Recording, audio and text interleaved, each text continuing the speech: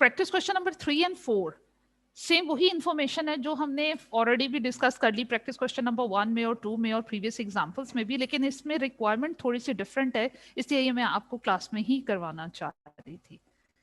तो आपके बुक में practice question number 3 page number 297 पे आइएगा।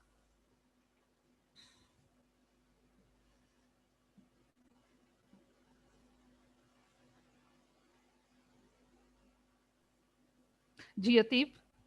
अस्सलाम वालेकुम मैम। वालेकुम अस्सलाम। जी बेटे।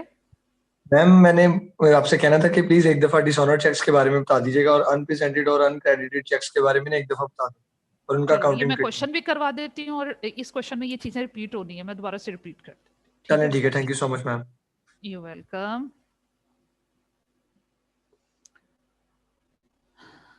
जी बेटा जी, तो प्रैक्टिस क्वेश्चन नंबर 3 में क्या है, a company receives a bank statement showing a, चलें इसमें मैंने आपसे क्या कहा था कि जब भी रिकॉन्सिलेशन का क्वेश्चन करना है तो आपने पहला काम जो करना है वो क्या है कि रिकॉन्सिलेशन प्रोसेस के लिए आपने रफ कैश बुक और बैंक स्टेटमेंट ओपन कर लेते हैं।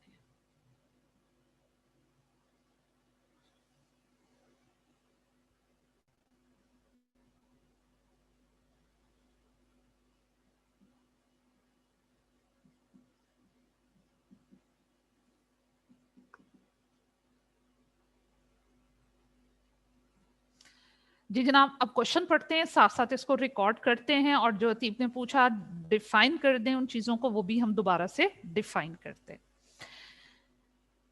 इस क्वेश्चन में बेसिकली है क्या बेटे, उस दोनों क्वेश्चन में वो करता क्या है, रिकॉन्सिलेशन प्रोसेस के लिए या तो वो कैश बुक का बिगनिंग बैलेंस बताता है या बैंक स्टेटमेंट का बताता है, दोनों का एक साथ नहीं बताता। बैंक स्टेटमेंट का क्वेश्चन नंबर 3 में ओपनिंग बैलेंस जिसको आपने टैली करना है कैश बुक के बैलेंस के साथ, वो कैश बुक का बैलेंस गिवन नहीं है और वो बिगनिंग बैलेंस आपसे रिक्वायर कर रहा है। ऐसे क्वेश्चन जिसमें एक टाइम में इन दोनों में से किसी एक बुक का बिगनिंग बैलेंस गिवन हो, तो फिर क्वेश्चन की दो रिक्वायरमेंट्स हो जाया करती हैं। एक तो रिकॉन्सिलेशन करनी वैसे ही जिस तरह हम ऑलरेडी कर चुके, इसके अलावा आपने जिस बुक का बिगिनिंग बैलेंस मिस होगा वो भी फाइंड आउट करना, और वो कैसे फाइंड आउट करना है या आज हम इन दो प्रैक्टिस क्वेश्चन में सीखेंगे। इसमें वो कहता है कि जनाब a company receive a bank statement showing a credit balance of 7.4 million. तो जनाब आपको बैंक स्टेटमेंट का बिगनिंग बैलेंस गिवन है और उसने बिहेवियर भी बता दिया कि क्रेडिट है, तो चलिए क्रेडिट साइड पे हम मेंशन कर देते हैं, 1000 को कॉमन ले लेते हैं। 7400 आपके पास जनाब इसका ब्रॉड डाउन बैलेंस है, लिख लिया। कैश बुक का बिगनिंग बैलेंस गिवन नहीं है, इसलिए कैश बुक में आपने क्या करना है, डेबिट और क्रेडिट बोथ साइड पे एक लाइन का मार्जिन छोड़ देना है, क्योंकि हमें नहीं मालूम कि बिगनिंग बैलेंस डेबिट आएगा या क्रेडिट आएगा।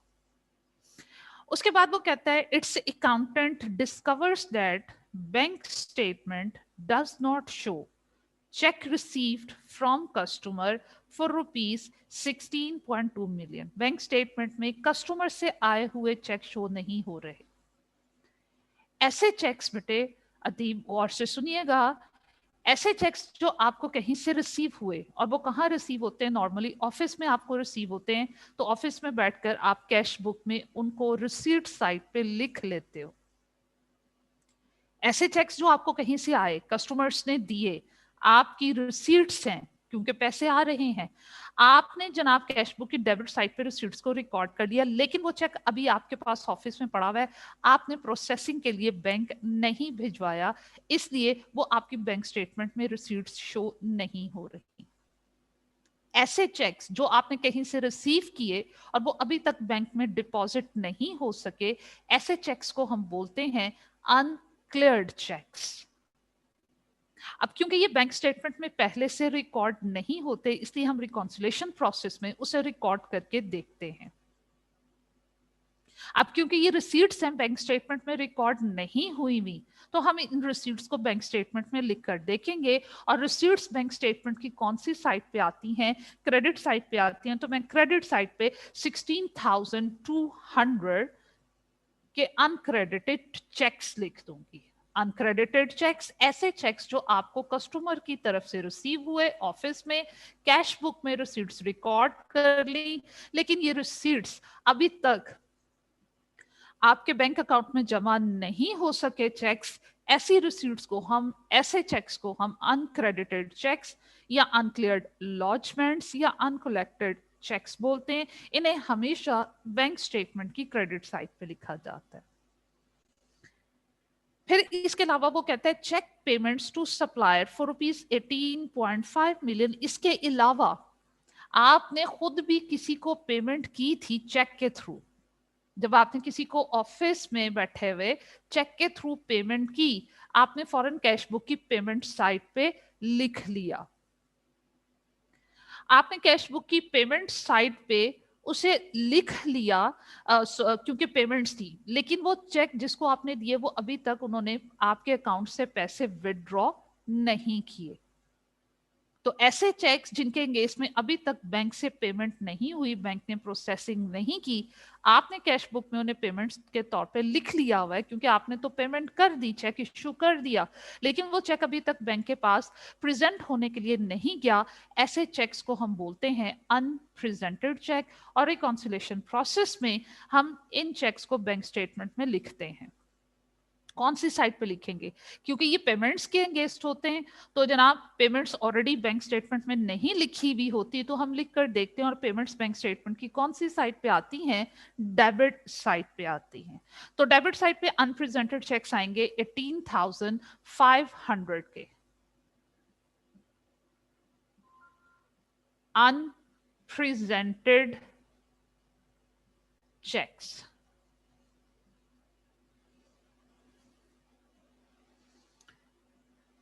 उसके बाद कहता है bank statement also shows bank charges of 2,50,000। Bank statement में बैंक चार्जेस हैं।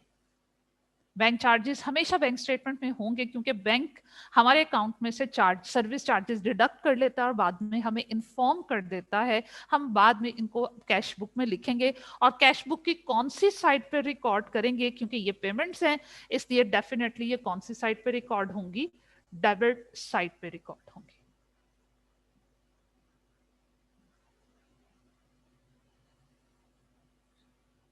देखिए मैंने एक लाइन का मार्जिन डेबिट और क्रेडिट बोथ साइड पे लिख छोड़ देना है और यहां लिखना है बैंक चार्जेस 250,000। मैंने दोनों बुक्स में कॉमन ले लिया हुआ है।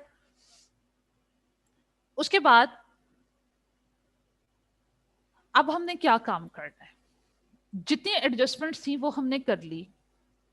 उसके बाद आपने इन दोनों बुक में से देखना है कि किस बुक का बिगनिंग बैलेंस दिया हुआ है। हमारे इस क्वेश्चन में बैंक स्टेटमेंट का बिगनिंग बैलेंस गिवन है। आपने पहले इस बुक का adjusted closing balance find out करना है। और वो कैसे फाइंड आउट करोगे? देखो मुझे इसकी क्रेडिट साइड ज्यादा दिख रही है, उसका मैं टोटल पहले करूंगी 7,400 प्लस 16,200।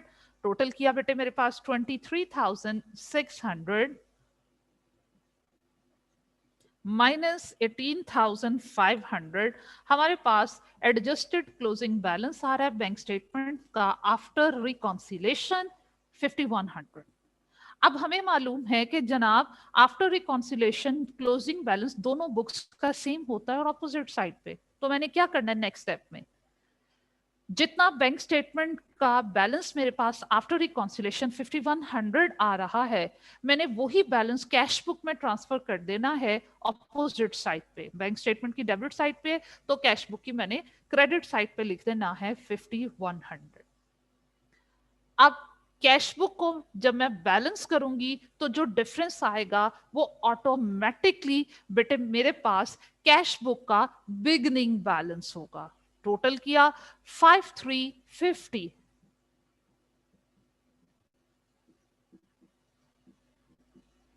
लीजिए इसका अनएडजस्टेड बिगनिंग बैलेंस था हमारे पास 5,350, वो हमारे पास आ गया। क्वेश्चन की रिक्वायरमेंट भी देखो यही था। क्वेश्चन की रिक्वायरमेंट क्या थी? What is the current balance on the cash book and this is the balance on the bank account in the main ledger. आपने कैश बुक का बैलेंस फाइंड आउट करना था, ये नहीं उसने बताया कि एडजस्टेड या अनएडजस्टेड। अंडरस्टूड बात है कि अगर उसका बिगनिंग बैलेंस जो कि अनएडजस्टेड होता है वो गिवन नहीं है तो उसने वही आपसे रिक्वायर किया हुआ है।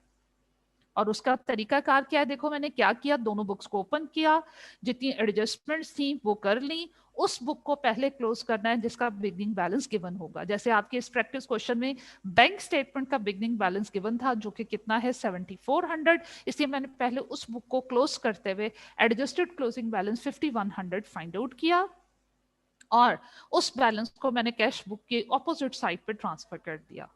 उसके बाद आपने कैश बुक को एडजस्ट करना है और जो डिफरेंस आएगा बैलेंसिंग फिगर कैश बुक में आएगी वो ऑटोमेटिकली कैश बुक का बिगिनिंग बैलेंस होगा।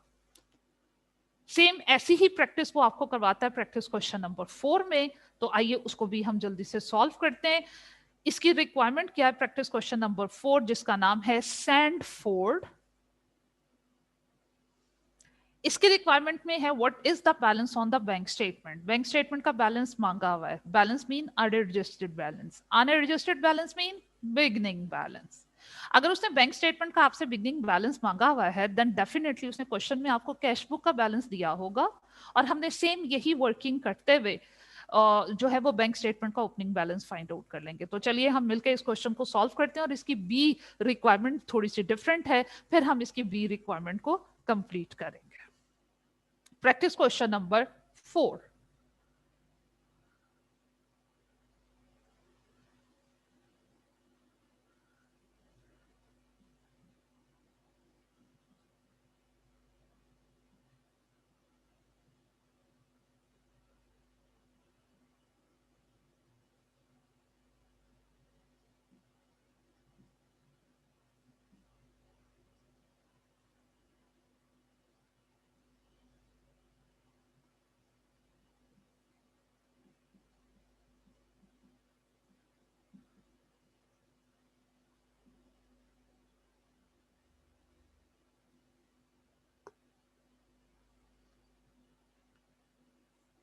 जी बेटा, a company receive a bank statement, the balance on its cash book और कैश बुक का bank column bank account in the main ledger. ये हमने बार बार बात डिस्कस की थी कि कैश बुक के कौन से कॉलम को रिकॉन्साइल किया जाता है, हम कैश बुक के बैंक कॉलम को बैंक अकाउंट को रिकॉन्साइल करते हैं।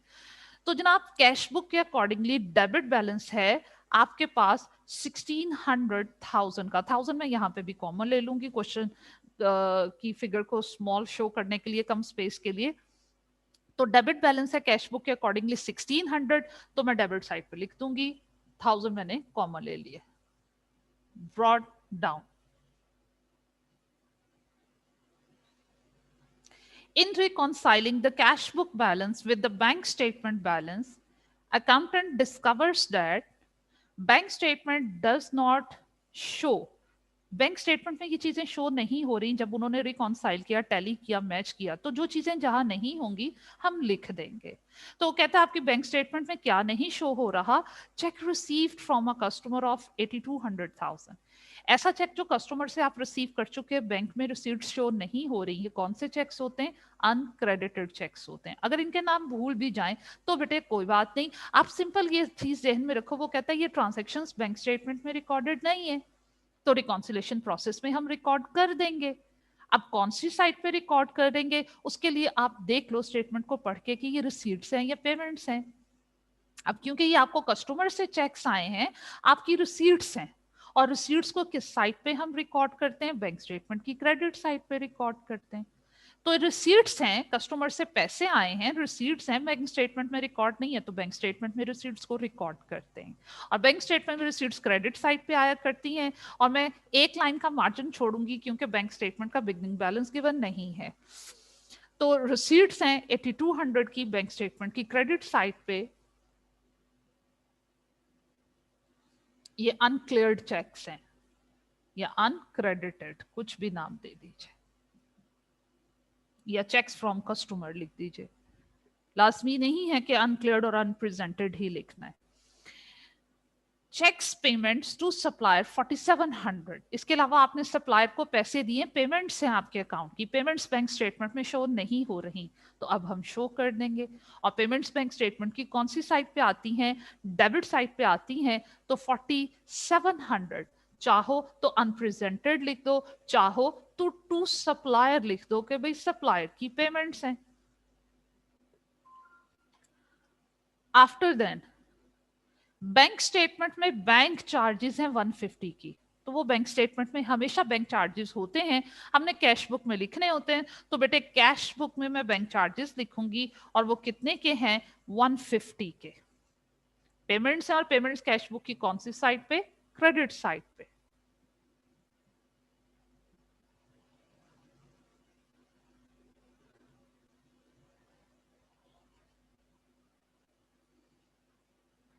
डायरेक्ट डेबिट और डायरेक्ट क्रेडिट, इसके बारे में हमने क्या डिस्कस किया था कि डायरेक्ट डेबिट और डायरेक्ट क्रेडिट का मतलब है कि हमारी स्टैंडिंग इंस्ट्रक्शंस के केस में इन ट्रांजैक्शंस को बैंकर ने बैंक स्टेटमेंट में ऑलरेडी रिकॉर्ड कर लिया हुआ है, ये कैश बुक में रिकॉर्डेड नहीं होती, इसलिए हमने इन्हें कैश बुक में रिकॉर्ड करना है।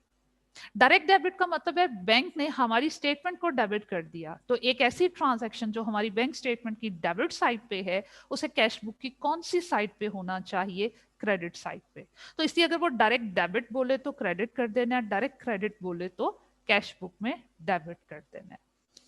तो जनाब, और वैसे भी उसने टाइटल यूज किया है पेमेंट्स हैं 4 लाख की जो बैंक स्टेटमेंट में शो हो रही हैं। बैंक स्टेटमेंट में शो होने का मतलब ये है कि हमने इन्हें कैश बुक में शो करवाना है, और कैश बुक में पेमेंट्स कौन सी साइड पे आती हैं? क्रेडिट साइड पे। और कितने की हैं? 400। और डायरेक्ट डेबिट का मतलब है कि बैंक ने हमारे बिहाफ पे पेमेंट कर दी और डेबिट भी कर दिया था, अब हमने इन्हें कैश बुक में क्रेडिट करना है। डिसऑनर्ड चेक्स का आपने पूछा, अति बेटे और बाकी स्टूडेंट्स भी देखिए बेटे, डिसऑनर्ड चेक्स ऐसे चेक्स हैं जिनको बैंक कैंसिल कर देता है किसी भी रीजन की वजह से। आपने जनाब किसी कस्टमर से चेक की फॉर्म में पैसे लिए, जब चेक आपके ऑफिस में आया आपने इसको फौरन ही रिसीट साइट पे रिकॉर्ड कर लिया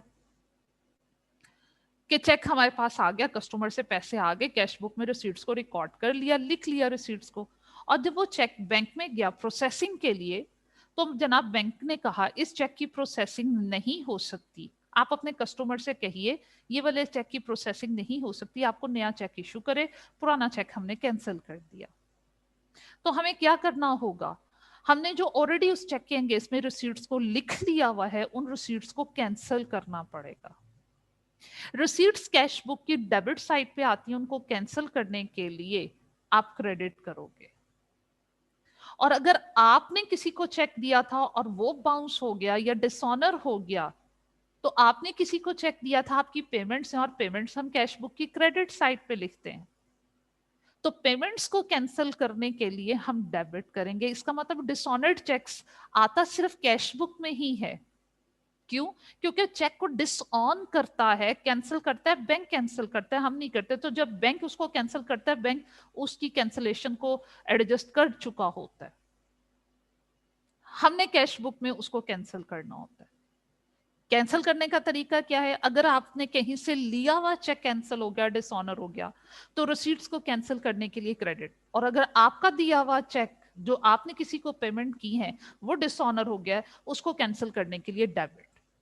अब क्वेश्चन में उसने ये नहीं यहाँ पे बताया कि जो 3 लाख का चेक डिसऑनर हुआ है वो कौन से वाला है, जो आपने कहीं से रिसीव किया था तो कैंसिल हुआ, या आपका पे किया हुआ चेक कैंसिल हो गया। जब क्वेश्चन में कुछ भी ना गिवन हो, अपने आप को सच ही रखिए। आप कहिए कि जनाब किसी, सपोज करोगे आप कि किसी कस्टमर से लिया हुआ चेक जो है वो डिसऑन हो गया हुआ है, आपने कहीं से पैसे लिए, रिसीट्स थी, और रिसीट्स को कैंसिल करने के लिए आपने इस डिसऑनर्ड चेक को क्रेडिट करना है। जब तक डिसऑनर्ड चेक के साथ क्लियरली कुछ मेंशन ना हो, उस सिचुएशन में आपने हमेशा डिसऑनर्ड चेक को कैश बुक की क्रेडिट साइड पे लिखना है 300। ये हमने तमाम ट्रांजैक्शंस लिख ली। इनकी वर्किंग कर लेने के बाद अब हम क्या करेंगे, गौर कीजिएगा कि बेटे बैंक स्टेटमेंट का बिगनिंग बैलेंस गिवन नहीं है, हम उसको पहले क्लोज नहीं कर सकते। कैश बुक का बिगनिंग बैलेंस गिवन है, हम उसको पहले क्लोज करके adjusted closing balance find out करेंगे, और वो जो एडजस्टेड क्लोजिंग बैलेंस होगा वही आपकी बैंक स्टेटमेंट का एडजस्टेड क्लोजिंग बैलेंस होगा। तो जनाब हमारे पास यहाँ इस साइड पे कैश बुक की डेबिट साइड पे टोटल आता है 1600, ये हमने लिखा। 1600 में से जनाब क्रेडिट साइड की अमाउंट को माइनस करते हैं, 1600 माइनस 150 माइनस 700, ये हमारे पास बैलेंस आ रहा है क्रेडिट साइड पे क्लोजिंग बैलेंस 750। अब हमें मालूम है कि आफ्टर रिकॉन्सिलेशन आपके बैंक स्टेटमेंट में भी सेम यही बैलेंस आना चाहिए 750, but should be on opposite side. तो मैंने इसलिए बैंक स्टेटमेंट की डेबिट साइड पे कैरेट डाउन लिख देना है 750, और फिर इस अकाउंट को बैलेंस करना, जो बैलेंसिंग फिगर आएगी वो ऑटोमेटिकली बिगनिंग बैलेंस होगा। अब जनाब वो बिगनिंग बैलेंस फाइंड आउट करते हैं, और बिगनिंग बैलेंस जो है मुझे इसकी क्रेडिट साइड ज्यादा लग रही है, तो इसका मतलब बिगनिंग बैलेंस कौन सी साइड पे आएगा, डेबिट साइड पे आएगा। कितने का है वो देखो अभी लिख लेते हैं। यहाँ पे हम 8200 में से बेटा जी माइनस करते हैं 4700 भी और 750 भी, ये मेरे पास आता है 2750 ब्रॉड डाउन। लीजिए हमने ये क्वेश्चन भी सॉल्व कर लिया। तो इस तरह के बहुत से एमसीक्यूज भी वो पूछेगा आपसे कि जनाब आपको किसी एक बुक का बिगनिंग बैलेंस गिवन होगा, दूसरे का बिगनिंग बैलेंस आपको वो मिस कर देगा, आपने इस मेथड को अडॉप्ट करते हुए दूसरी बुक का बिगनिंग बैलेंस फाइंड आउट करना है। ये जनाब इस क्वेश्चन की ए रिक्वायरमेंट थी, what is the balance on the bank statement. Ayesha दोबारा से नोटिफिकेशन दें, होल्ड कीजिए नोटिफिकेशन को, मेरे पास शो नहीं हो रहा। जी बेटा। नहीं, बैंक स्टेटमेंट का बैलेंस क्रेडिट साइड पे नहीं आएगा बेटे जो बैलेंसिंग फिगर होती है वो हमेशा शॉर्ट साइड पे लिखा करते हैं, और देखो आपकी बैंक स्टेटमेंट की क्रेडिट साइड तो ऑलरेडी बड़ी थी, 8200 की थी, डेबिट साइड पे तो स्मॉल अमाउंट थी, एक 4700 की और एक 750 की, तो 5450 की अमाउंट थी। नहीं, मुझे लगा कि उसका जो मतलब कि यूजुअली उसका क्रेडिट होता है ना बैलेंस। नहीं वो हाँ यूजुअली उसका क्रेडिट ही होता है, लेकिन कंपलसरी नहीं है कि ईच केस नॉर्मल बिहेवियर ही हो, नॉर्मल बैलेंसेस ही हो, ओवरड्रॉन भी हो सकते हैं बेटे। ठीक है मैम, ओके बेटा, यू वेलकम।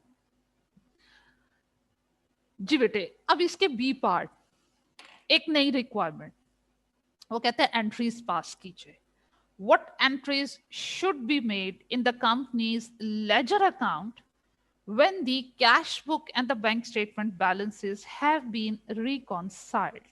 जब बेटे कैश बुक और बैंक स्टेटमेंट को हम रिकॉन्साइल कर लेते हैं, मैच कर लेते हैं, उसके बाद वो हमें some time journal entries pass करने के लिए कहता है, एडजस्टिंग एंट्रीज पास करने के लिए कहता है, और हमेशा याद रखिएगा जो एडजस्टिंग एंट्रीज हम पास करते हैं वो कैश बुक में से पास करते हैं।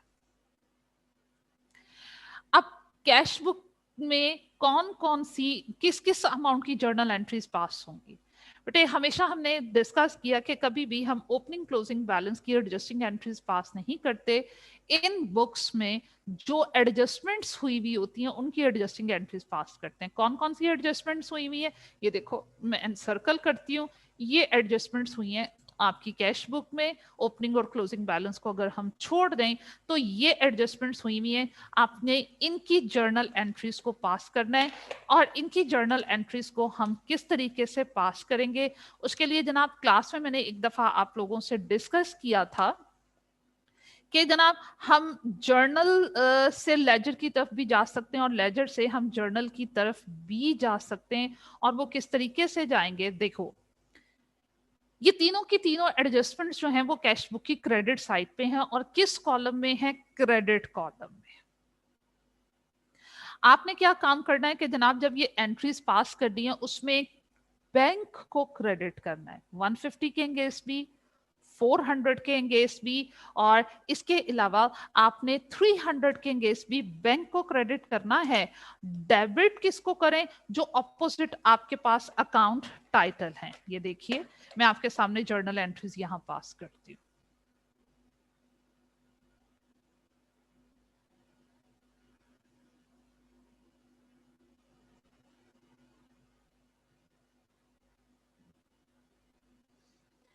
ये देखो, आपके पास 150 की अमाउंट भी डेबिट साइड पे है, क्रेडिट साइड पे है, 400 की भी और 300 की। इन तीनों ट्रांजैक्शंस में मैंने क्या करना है? देखो, बैंक को क्रेडिट करना है टू बैंक,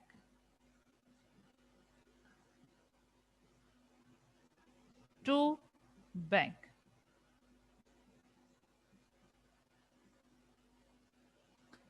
टू बैंक।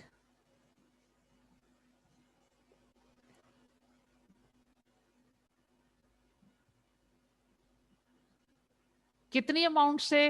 150 से, 400 से और 300 से। बैंक यहाँ क्रेडिट हो रहा है, ये अमाउंट्स कैश बुक की क्रेडिट साइड पे हैं, बैंक कॉलम की क्रेडिट साइड पे हैं, तो इसका मतलब है इनमें बैंक का बैलेंस कम हो रहा है। आप पेमेंट्स कर रहे हो, बैंक का बैलेंस कम हो रहा है। कैश बुक की क्रेडिट साइड पे पेमेंट्स होती है ना, तो पेमेंट्स की वजह से बैंक का बैलेंस आपका कम हो रहा है, इसलिए बैंक को आपने क्रेडिट कर दिया। डेबिट किसको करें? जहां जहां ये पेमेंट्स हो रही हैं उनको डेबिट कर दें। जैसे 150 की पेमेंट हो रही है बैंक चार्जेस के अगेंस्ट, तो बैंक चार्जेस डेबिट।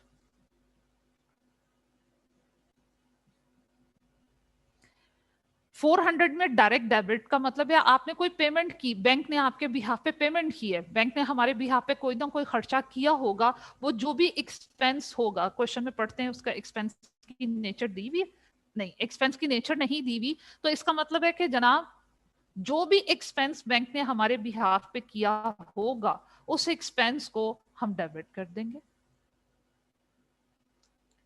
फिर डिसऑनर्ड चेक, कस्टमर से आया हुआ चेक आपका कैंसिल हो गया, तो कस्टमर का चेक कैंसिल हुआ तो कस्टमर को डेबिट कर दीजिए। अब कस्टमर जो है उसके लिए हम अकाउंट कौन सा ओपन करते हैं? Account receivable. लीजिए, एंट्रीज हो गई आपके पास। वो तमाम एडजस्टमेंट्स जो कैश बुक की क्रेडिट साइड पे होती हैं उसमें कैश बुक को मतलब बैंक अकाउंट को इटसेल्फ क्रेडिट होना होता है। डेबिट किसको करते हैं? जो क्वेश्चन में रीजंस गिवन हो उन ट्रांजैक्शंस की, उनको डेबिट करते हैं। और अगर कोई एडजस्टिंग एंट्री कैश बुक की डेबिट साइड पे होगी तो उसकी जर्नल एंट्रीज में आप क्या करोगे? बैंक डेबिट हो जाएगा और ऑपोजिट अकाउंट टाइटल आपका क्रेडिट हो जाएगा। बताइए, नोटिफिकेशन दीजिए, raise your hands and tell me कितने स्टूडेंट मेरे पॉइंट को फॉलो किया। सिर्फ आयशा को समझ आइए, चलें, बाकी सब स्टूडेंट ने भी फॉलो कर लिया, ठीक है जनाब। तो जनाब इस तरह अगर रिकॉन्सिलेशन के प्रोसेस में वो आपसे एडजस्टिंग एंट्रीज रिक्वायर कर ले तो आपने क्या करना है? पहले रिकॉन्सिलेशन कर लेनी है। रिकॉन्सिलेशन प्रोसेस कंप्लीट, बाकी पार्टिसिपेंट्स भी अपने हैंड्स लो कर लीजिए। तो अगर जर्नल एंट्रीज वो आपसे रिक्वायर कर ले तो फिर बेटे आपने पहले रिकॉन्सिलेशन प्रोसेस को कंप्लीट करना है। फिर कैश बुक में जितनी एडजस्टिंग एंट्रीज हैं, चाहे डेबिट साइड पे हैं या क्रेडिट साइड पे हैं, other than opening and closing balance, वो जितनी भी एडजस्टमेंट्स हैं आपने उनको यूं जर्नलाइज कर लेना है। सुहेब तारिक एंड हारिस अब्रार, अगर तो बेटे आप कुछ पूछना है तो हैंड रेज कीजिए, अगर नहीं पूछना लोअर योर हैंड्स।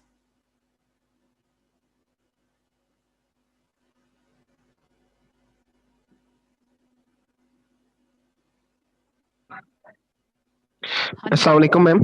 वालेकुम अस्सलाम। मैम आपसे ये पूछना है, मैम ये आपसे ये पूछना है, जो आपने अकाउंट रिसीवेबल डेबिट किया है इसकी जगह डिसऑनर चेक नहीं आ सकता? वैसे लिख दे डिसऑनर तो ये चेक। नहीं, बेहतर ये है कि डिसऑनर्ड चेक का ऐसा हम कोई अकाउंट ओपन नहीं करते। कभी आपने पीछे जर्नल लेजर कोई भी चैप्टर पढ़ा है उसमें चेक के नाम का कोई अकाउंट ओपन नहीं होता। तो कस्टमर से लिया हुआ चेक कैंसिल हो जाए तो कस्टमर को डेबिट कर दो, सप्लायर को दिया हुआ चेक कैंसिल हो जाए तो सप्लायर के अकाउंट को ले, और सप्लायर के लिए अकाउंट्स पेएबल होता है। ठीक हो गया मैम, ओके। ओके बेटा। अच्छा जनाब, उसके बाद अब जरा चलते हैं एक ऐसा क्वेश्चन, ये तो बहुत ही सिंपल से छोटे छोटे से क्वेश्चंस दिए हुए थे बैंक रिकंसिलिएशन को अंडरस्टैंड करने के लिए, लेकिन जो फुल फ्लैज क्वेश्चन वो पेपर में देता है। अब जरा उसकी प्रैक्टिस की तरफ आइए। Practice question number 5।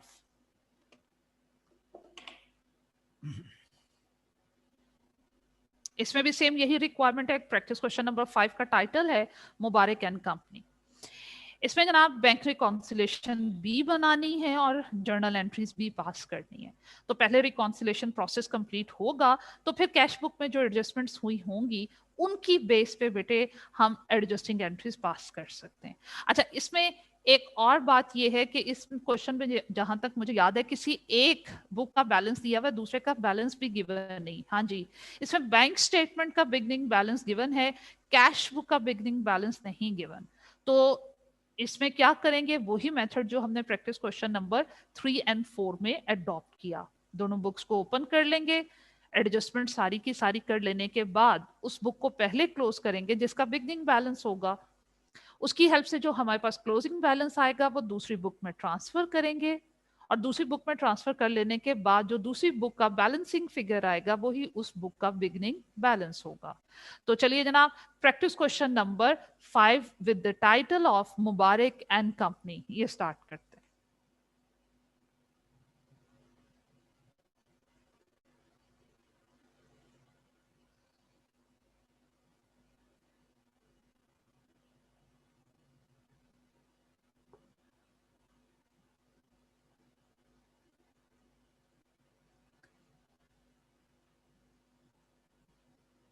Cash book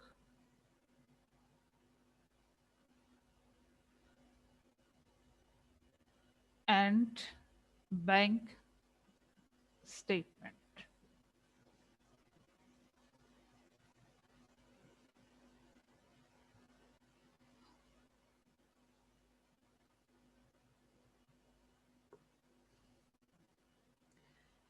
जी जनाब, mister Mubarak is a sole trader and carries on business under the name Mubarak and Company.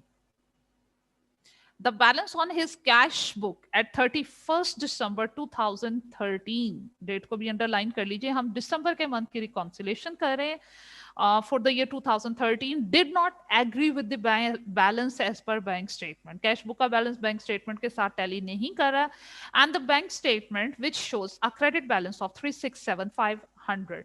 Bank statement का क्रेडिट बैलेंस उन्होंने दिया हुआ है, ये हम ट्रांसफर करते हैं, क्रेडिट कहा हुआ है तो क्रेडिट साइड पे 367,500।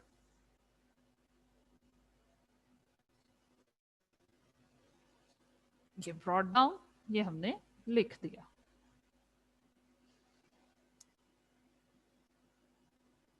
उसके बाद वो कहता है एक डिपॉजिट, डिपॉजिट मीन हमारे अकाउंट में पैसे आए, हमारी रिसीट्स हैं, डिपॉजिट्स हैं जनाब 49,200 की, और ये पैसे हमने जमा करवाने के लिए भिजवाए 29 दिसंबर 2013 को, had been credited by the bank. Receipts थी बैंक ने, और बैंक स्टेटमेंट ने में रिसीट्स को क्रेडिट ही होना चाहिए, बैंक ने क्रेडिट तो किया, बट व्हेन, ऑन 1 जनवरी 2014। ये क्रेडिट तो हुई हमारी रिसीट्स हमारी बैंक स्टेटमेंट में, लेकिन जनवरी के मंथ में हुई, दिसंबर के एंड तक ये रिसीट्स हमारी बैंक स्टेटमेंट में शो नहीं हो रही थी। तो ऐसी रिसीट्स जो ऑलरेडी हमारी बैंक स्टेटमेंट में दिसंबर के मंथ के एंड में शो नहीं हो रही थी, वो दिसंबर के एंड में जो हम रिकॉन्सिलेशन करेंगे उसमें आएंगी। तो हमें क्या करना है कि जनाब ये रिसीट्स दिसंबर के मंथ में बैंक स्टेटमेंट में शो नहीं हो रही थी, तो अब हम इन्हें शो करेंगे दिसंबर की बैंक रिकॉन्सिलेशन प्रोसेस में। 49,200। इन चेक्स को हम क्या नाम देते हैं? Uncredited checks. ऐसे चेक्स जो हमें मिले लेकिन बैंक में डिपॉजिट नहीं हो सके 31 दिसंबर तक। Bank charges 1700 have not been entered in the cash book. Cash book में बैंक चार्जेस को रिकॉर्ड करेंगे और कौन सी साइड पे आएंगे जनाब? 1700 क्रेडिट साइड पे। अच्छा, इसमें एक और हमने काम करना था, एक लाइन का मार्जिन छोड़ना है क्योंकि हमें बिगनिंग बैलेंस नहीं दिया हुआ।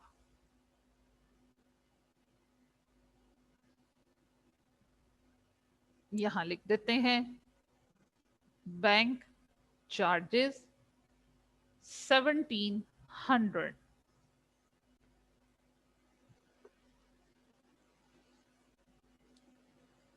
Debit of 4200 appeared on the bank statement. Bank statement में कोई अमाउंट डेबिट साइड पे शो हो रही है, वो उसकी जस्टिफिकेशन क्या दे रहा है? बैंक स्टेटमेंट की डेबिट साइड पे क्या हुआ करता है? पेमेंट्स होती हैं। बैंक स्टेटमेंट में कोई अमाउंट डेबिट हो रही है और बैंक स्टेटमेंट की डेबिट साइड पे पेमेंट्स होती हैं, इसका मतलब किसी शायद पेमेंट का जिक्र कर रहे हैं। खैर कंप्लीटली पढ़ते हैं, कहते हैं debit of 4200 appeared on the bank statement for an unpaid check which has been returned marked out of date, and the check was redated by his customer and paid into the bank again on 3rd January 2014. अरे भाई ये तो उसने जिक्र किया हुआ रीडेटेड by his customer. Customer से तो पैसे आते हैं, ये तो हमारी रिसीट्स हैं, और रिसीट्स को तो बैंक स्टेटमेंट में क्रेडिट साइड पे होना चाहिए, ये डेबिट साइड पे क्यों लिख रहा है? उसकी रीजन उसने क्या बताई? एक्चुअल में हुआ ये है कि आपके कस्टमर ने आपको चेक दिया, आपने उन रिसीट्स को फौरन ही क्या किया, अपनी कैश बुक में डेबिट साइड पे लिख दिया, बैंक स्टेटमेंट के पास गए, बैंकर के पास गए, उसने रिसीट्स को लिखा क्रेडिट साइड पे, और बाद में हुआ कि जनाब ये तो आउट ऑफ डेट हो गया चेक, इसकी तो तारीख गुजर गई, चेक को कैंसिल कर दिया, पुराना चेक हो गया। कस्टमर से कहा आप नया चेक लेकर आइए। अब बैंक ने बेसिकली क्या किया है?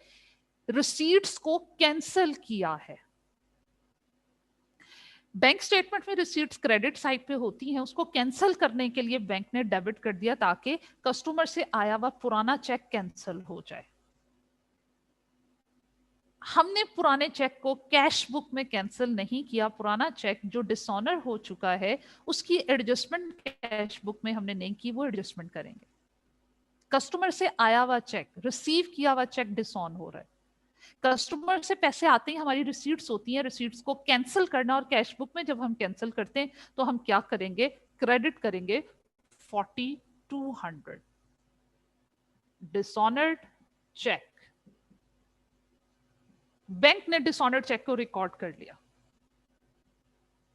हमें दोबारा से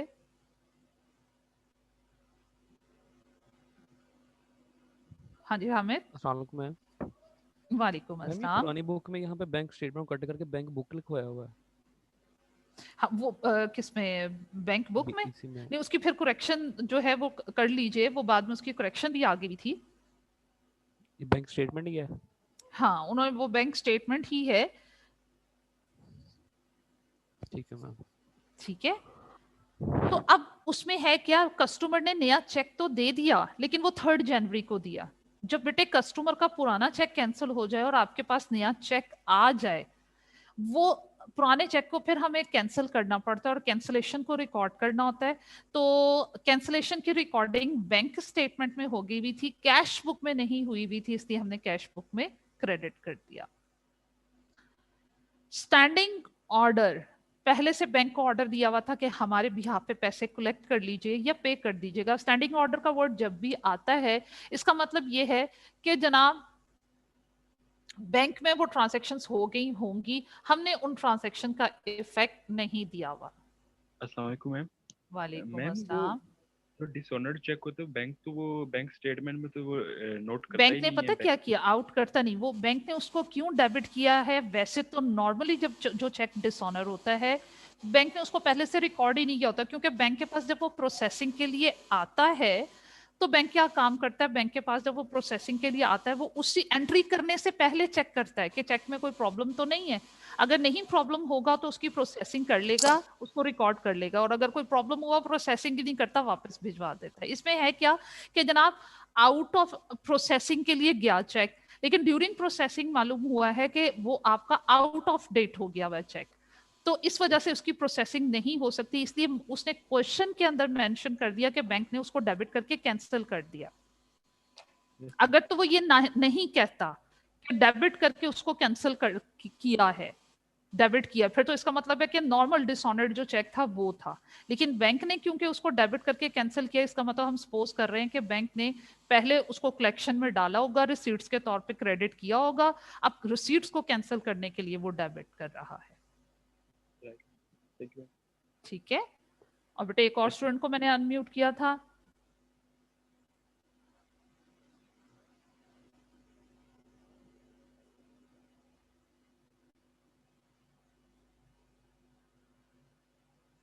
चले फिर जनाब, after then standing order for payments of an annual subscription amounting to rupees 1000 has not been entered in the cash book. हमने सब्सक्रिप्शन पे की है, बैंक ने हमारे बिहाफ पे, मुझे कैसे पता चला कि बैंक ने हमारे बिहाफ पे पेमेंट की है? स्टैंडिंग ऑर्डर का वर्ड यूज किया है, तो बैंक ने हमारे बिहाफ पे पेमेंट कर दी सब्सक्रिप्शन की, तो जब बैंक ने पेमेंट की होगी उसने डेफिनेटली इनको रिकॉर्ड भी किया होगा। अब ये ऐसी पेमेंट्स हैं जो कैश बुक में रिकॉर्डेड नहीं है, अब हम इन्हें कैश बुक में रिकॉर्ड करेंगे। और पेमेंट्स कौन सी साइड पे? क्रेडिट साइड पे 1000।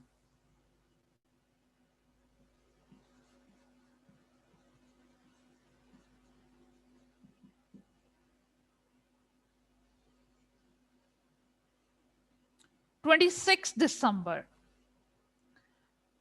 2013, Mr. Mubarak had given the cashier a check of rupees 10,000 to pay into his personal account at the bank. Cashier deposited it into the business account by mistake. Cashier से कहा जाओ हमारे personal account में पैसे deposit करवा कर आओ, लेकिन ऑनर के पर्सनल अकाउंट में पैसे जमा करवाने की बजाय कैशियर ने गलती से उसको बिजनेस के बैंक अकाउंट में डिपॉजिट करवा दिया। और इस वक्त जो हम रिकॉन्सिलेशन करें वो बिजनेस के अकाउंट की रिकॉन्सिलेशन करें, हमें ऑनर की पर्सनल लाइफ से लेना देना कुछ नहीं होता।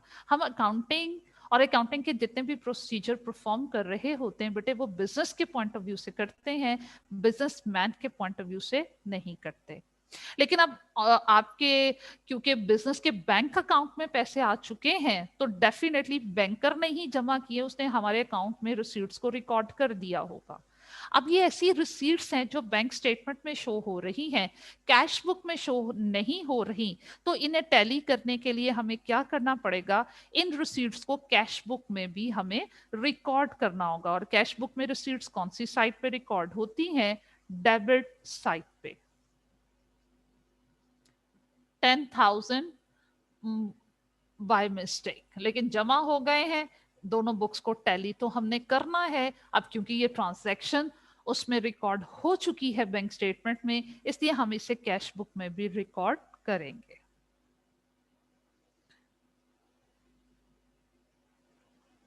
On 27 December 2013, a customer had made an online transfer of 49,900। एक कस्टमर ने ऑनलाइन ट्रांसफर करवाई। ऑनलाइन में होता क्या है? पैसे डायरेक्टली हमारे बैंक अकाउंट में आते हैं। तो जब वो पैसे डायरेक्टली हमारे बैंक अकाउंट में आ रहे हैं, तो डेफिनेटली ये रिसीट्स हमारी बैंक स्टेटमेंट में शो हो गई होंगी। तो ये ऐसी रिसीट्स हैं जो डायरेक्टली हमारे अकाउंट में आई हैं, बैंक स्टेटमेंट में अंडरस्टूड बात है कि रिकॉर्ड हो गई होंगी। ये कैश बुक में रिसीट्स रिकॉर्ड नहीं हुई होंगी, हम इन्हें कैश बुक में डेबिट साइड पे रिकॉर्ड करेंगे। लेकिन रिकॉर्ड करने से पहले स्टेटमेंट को अच्छे से पढ़ लेते हैं। 27 December 2013, a customer had made an online transfer of 49,900 in payment against goods supplied. Advice was received and recorded in the cash book on 2nd January 2014. Cash book में रिकॉर्ड तो हुआ, एडवाइस तो आ गई बैंक से, notice तो आया, लेकिन cash book में रिकॉर्ड कब हुआ? After the month of December, 2 जनवरी को, नेक्स्ट मंथ में। लेकिन दिसंबर के एंड तक ये कैश बुक में रिसीट्स शो नहीं हो रही थी, इसलिए ये दिसंबर की रिकॉन्सिलेशन स्टेटमेंट में आएंगी, क्योंकि दिसंबर में डिफरेंस क्रिएट कर रही थी। तो हम इसको रिकॉर्ड करेंगे। रिसीट्स हैं 49,900 की डेबिट साइड पे, ऑनलाइन ट्रांसफर। उसके बाद on 30th September 2013, Mr. Mubarak entered into a hire purchase agreement and issued a standing order to the bank to pay a sum of 2600 on the 10th day of each month. Hire purchase rent पे जनाब इन्होंने कोई चीज दी है और हर महीने उसका rent पे करना था 2600 हर महीने की 10 तारीख को। इन्होंने बैंक को कह दिया, इंस्ट्रक्शंस दे दी कि आप हमारे बिहाफ पे हर महीने की 10 तारीख को हमारे बिहाफ पे 2600 पे करते रहिएगा। और कब से पे करना शुरू करना है? From the month of October, मतलब अक्टूबर का, नवंबर का और दिसंबर का। No entries have been made in the cash book for these payments. अब बैंक को जब आपने कह दिया कि अक्टूबर के महीने से हर माह आपने 2600 हमारे अकाउंट में से पे कर देना, तो बैंक ने तो अंडरस्टूड बात है कि पे कर भी दिया होगा, रिकॉर्ड भी कर लिया होगा। लेकिन वो कहता है कि ये पेमेंट्स जो हैं कैश बुक में रिकॉर्ड नहीं हुई, तो इन पेमेंट्स को हम कैश बुक में रिकॉर्ड कर लेते हैं। अब कितना बनेगा 3 मंथ्स का? 1 मंथ का 2600 है, तो बेटे 3 मंथ्स का हमारे पास 7800 की पेमेंट्स है, रिकॉर्ड नहीं है, तो ये देखो मैं रिकॉर्ड कर देती हूँ। हायर परचेज,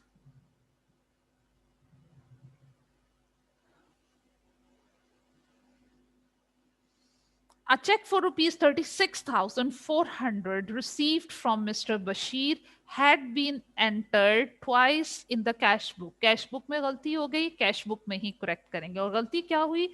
हमें कहीं से पैसे आए थे, रिसीट्स थी, हमने 2 दफा रिकॉर्ड कर ली। तो एक दफा जो एक्स्ट्रा रिसीट आपने रिकॉर्ड कर ली उसको कैंसिल कर दीजिए।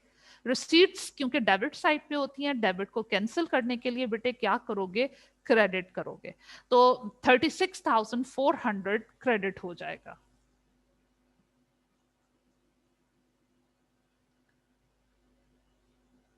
डेबिट ट्वाइस, बल्कि किससे आया हुआ? मिस्टर बशीर से पैसे आए थे, और मिस्टर बशीर कौन थे? हमारे डेफिनेटली कस्टमर होंगे, रिसीवेबल्स होंगे।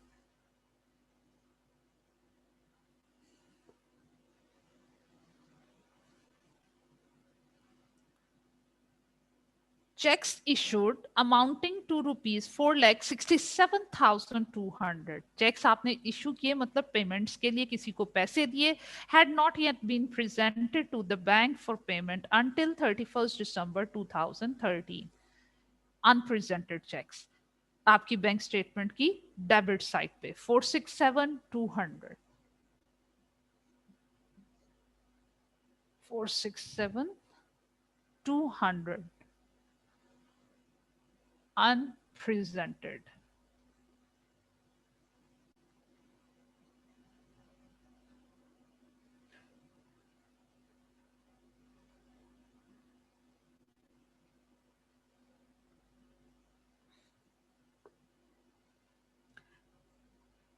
A customer who owed 20,000, एक कस्टमर थे, उनसे हमने 20,000 रुपए लेने थे, was entitled to a cash discount of 2.5% paid a check for the net amount.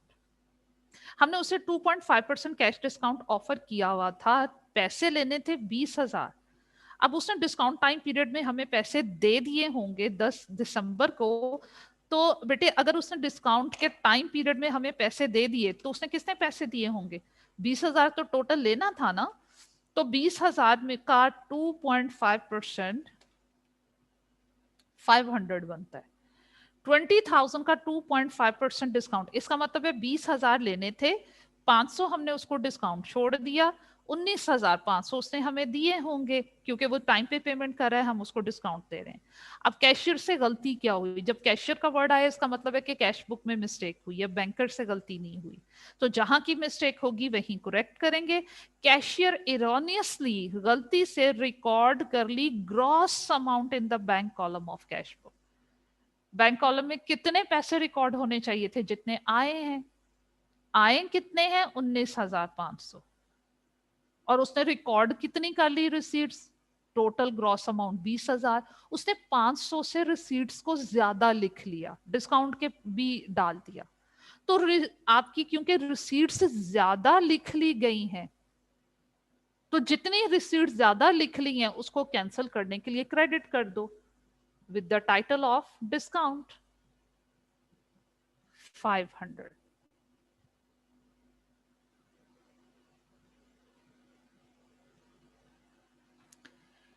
Dividend collected by the bank amounting to rupees 12,000 has not been recorded in the cash book. Bank ने हमारे behalf पे dividend collect किया है, receipts हैं, bank ने collect किया, bank ने receipts record कर ली, कैश बुक में रिकॉर्डेड नहीं है, तो हम कैश बुक में डिविडेंड को रिकॉर्ड करेंगे, क्योंकि पैसे आ रहे हैं, रिसीट्स हैं, इसलिए हम डेबिट साइड पे इसको रिकॉर्ड करेंगे।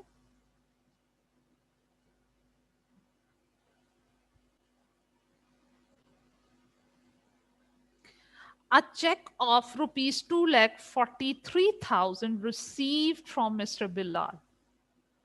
आपको पैसे आए 2,43,000 के, मिस्टर बिलाल से बैंक में जमा भी हो गए, तो फिर क्या हुआ? But entered in the cash book as 2,34,000। आपकी रिसीट्स हैं कैश बुक में 243,000 रिकॉर्ड होने की बजाय 234,000 से रिकॉर्ड हो गई। आपने रिसीट्स को कम लिखा, जितने से रिसीट्स को कम लिखा उतने से और कर लीजिए, डिफरेंस लेते हैं। डिफरेंस आता है आपके पास 9,000, 9,000 से रिसीट्स कम रिकॉर्ड हुई तो और रिकॉर्ड कर लेते हैं। पैसे किन से आते हैं? रिसीवेबल से। लीजिए तमाम एडजस्टमेंट्स हो गई। अब क्या करेंगे? क्योंकि बैंक स्टेटमेंट का बिगनिंग बैलेंस है, इसलिए हम पहले उसको क्लोज करेंगे। मैं उसकी पहले क्रेडिट साइड का टोटल करके देखती हूँ कितना आ रहा है। 367,500 प्लस 49,200, 4,16,000। स्टिल उसकी क्रेडिट साइड का टोटल कम है, इसका मतलब है कि डिफरेंस 467,200 माइनस 50,500 बेटा जी हमारे पास आ रहा है कैरी डाउन एडजस्टेड बैलेंस। वो एडजस्टेड बैलेंस मैंने क्या करना है जनाब? बैंक में बैंक बुक। हाँ जी बेटे। मैम ये लास्ट पॉइंट एक दफा दोबारा बता दें। ये अ कौन चेक से of fees 2,43,000 received from mister Bilal. Mister Bilal से हमें चेक आया था बेटे 243,000 का, तो इतनी ही रिसीट्स रिकॉर्ड होनी चाहिए थी ना जितने का चेक आया है। जी मैम। तो लेकिन वो कैश बुक में कितने से रिकॉर्ड हो गया? 234,000 से। जी मैम। आपने कैश बुक में रिसीट्स कम रिकॉर्ड की हैं, तो जितने से रिसीट्स आपने कम लिखी हैं, रिसीट्स अंडर कास्ट हैं, उतने से और ज्यादा लिख दीजिए। ठीक है मैम। आपने रिसीट्स लिखनी थी ना 243,000 की, आपने डेबिट साइड पे लिख दिया 234,000, कम डेबिट किया तो और डेबिट कर दो। अगर 34,000 ऑलरेडी आपने डेबिट किया हुआ है, मैं 9,000 से मजीद डेबिट कर दूंगी तो ऑटोमेटिकली अमाउंट आ जाएगी 243,000। ठीक है मैम। क्लियर हो गया? अच्छा बेटे बाकी स्टूडेंट्स अभी होल्ड कीजिएगा, मेरे पास टाइम कम है। Let me complete this question, फिर मैं आपकी क्यूरीज लेती हूँ।